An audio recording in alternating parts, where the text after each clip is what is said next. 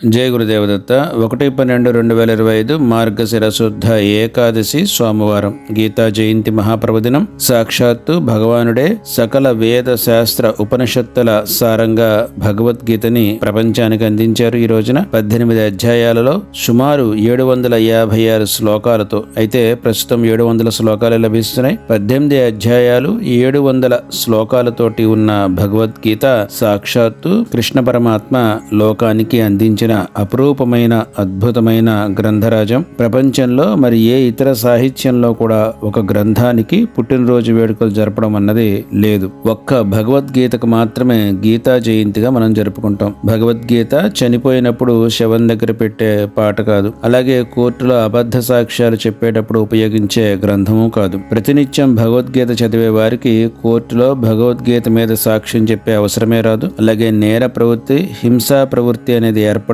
ముఖ్యంగా ఈ లోకంలో మానవుడు ఎలా ఉండాలో, ఎలా జీవించాలో, ఎలా ఆధ్యాత్మిక ఉన్నతి పొందాలో, ఎలా మోక్షాన్ని పొందాలో సమగ్రంగా తెలియజేసేదే ఈ భగవద్గీత. భగవద్గీతను జాగ్రత్తగా పరిశీలిస్తే ప్రముఖ మతాలుగా చలామణి అవుతున్న అన్ని మత గ్రంథాల్లో చెప్పబడిన మంచి విషయాలన్నీ కూడా సుమారు 5000 సంవత్సరాల క్రితం నాటి పురాతన సాహిత్యమైన భగవద్గీత నుంచి కాపీ చేసుకున్నవే అన్న సత్యం మనకు బోధపడుతుంది. యోగులు సిద్ధులే కాక ప్రస్తుతం అన్ని రంగాల్లో ఉన్నత స్థితికి చేరుకున్న మహానుభావులందరూ కూడా, అలాగే ప్రస్తుతం మేనేజ్మెంట్ గురువులుగా కీర్తింపబడే వారందరూ కూడా భగవద్గీతని నిత్య పారాయణ చేసే అలవాటు కలిగి ఉన్నవారే. కాబట్టి సనాతన ధర్మాన్ని పాటించేవారు, ఈ సనాతన ధర్మంలో జన్మించిన వారు, హిందువులుగా ఉండేవారు ప్రతి ఒక్కరూ కూడా నిత్యము భగవద్గీతని ఒక్క శ్లోకమైనా సరే భావంతో సహా మననం చేసుకోవడం అన్నది మనందరి కర్తవ్యము. ముఖ్యంగా ఈ రోజు నుంచి ప్రతి ఒక్కరూ కూడా భగవద్గీతను తెరిచి కనీసం శ్లోకం యొక్క భావార్థాన్నైనా మననం చేసుకోవాలని చెప్పి తెలియజేస్తూ